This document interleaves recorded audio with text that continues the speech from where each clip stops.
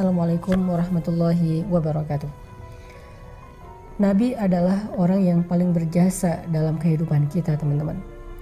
Lebih daripada jasa seorang ibu kepada anaknya, lebih daripada jasa seorang ayah kepada putra-putrinya, lebih daripada jasa seorang suami yang mencari nafkah siang dan malam kepada istrinya, lebih daripada jasa seorang istri yang setia untuk memenuhi semua kebutuhan suaminya, lebih daripada jasa seorang guru kepada muridnya walaupun guru itu tidak menuntut balasan apa-apa.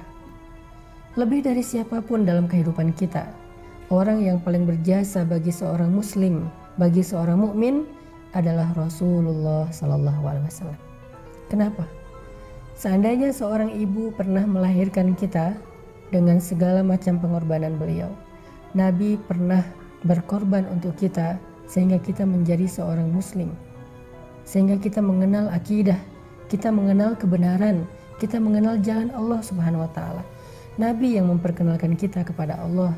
Kalau bukan Nabi SAW, mungkin sekarang kita termasuk orang-orang yang merugi karena kesesatan kita.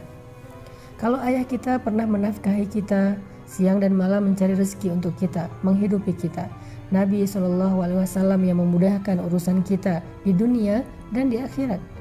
Orang tua kita di akhirat tidak akan bisa menolong kita.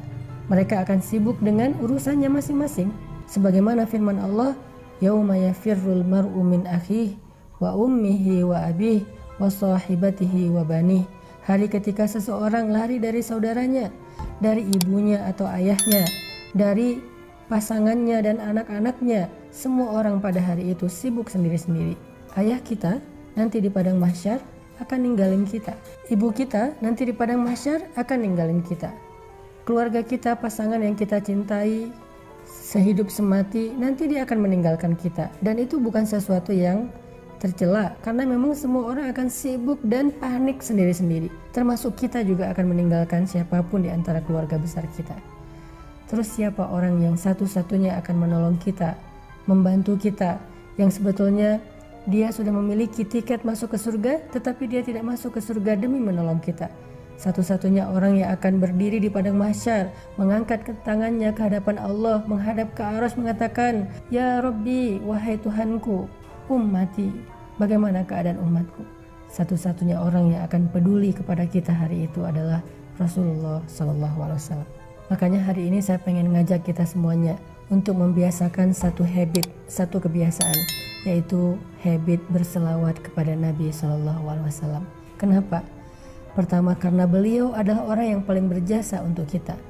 Kedua, hanya dengan berselawat kepada Nabi, kelak di akhirat kita termasuk orang yang akan mendapatkan syafaat atau pertolongan Nabi. Hari ini saya mau membaca beberapa ayat atau hadis tentang keutamaan salawat kepada Nabi. Mungkin selama ini kita menganggap salawat kepada Nabi itu satu hal yang ringan, bahkan cenderung kita remehkan, kita anggap nggak terlalu penting, sehingga ketika nama Nabi disebutkan kita nggak otomatis berselawat. Sekarang saya pengen bacain beberapa keutamaan salawat supaya setelah ini kita jadi tahu salawat itu ternyata keren banget. Selawat itu ternyata agung banget.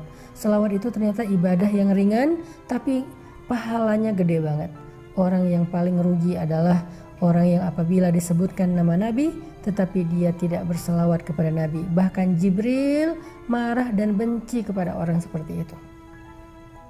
Dalam surat Al-Ahzab, Allah Subhanahu wa taala berfirman, "Sesungguhnya Allah dan malaikat berselawat kepada Nabi. Wahai orang-orang yang beriman, berselawatlah kalian kepadanya dan ucapkanlah salam penghormatan baginya." Apa pelajaran dari ayat ini? Ternyata kata para ulama ada banyak sekali hikmah atau kebaikan yang tersimpan di dalam salawat. Yang pertama, salawat kepada Nabi itu adalah perintah Allah Subhanahu wa taala. Hukumnya wajib. Ya ayyuhalladzina amanu shallu alaihi. Wahai orang-orang yang beriman, berselawatlah kalian kepada Nabi. Sama seperti Allah mengatakan wa aqimus shalah, dirikanlah salat, wa atuz zakah, dan tunaikanlah zakat. Sama seperti Allah mewajibkan dan memerintahkan kutiba alaikumus shiyam, wajib bagi kalian berpuasa. Sebagaimana Allah perintahkan ibadah-ibadah yang lain secara wajib, maka seperti itulah juga kedudukan